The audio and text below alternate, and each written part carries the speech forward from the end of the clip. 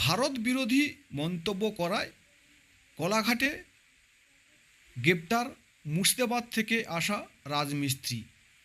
ওই মিস্ত্রি পাকিস্তান জিন্দাবাদ বলায় এলাকার মানুষ ঘিরে ধরে ওই রাজমিস্ত্রিকে পুলিশের হাতে তুলে দেয়।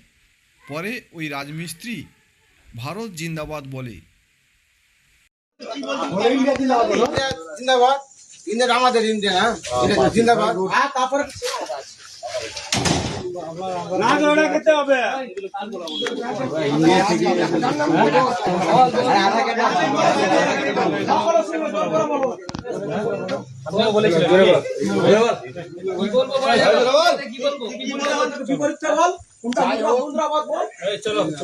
যাই হোক আপনারা বাকিটা আপনারা ব্যবস্থা করবেন। হ্যাঁ, দেশ বিরোধী যে কথাবার্তা বলছে, ইনি ভোটার কার্ড দেখাক বা আধার কার্ড এখনো পর্যন্ত দেখাতে পারেনি, পরেও যদি দেখায়, কিন্তু ইনি দেশ বিরোধী কথাবার্তা বলছে। সবথেকে বড় কথা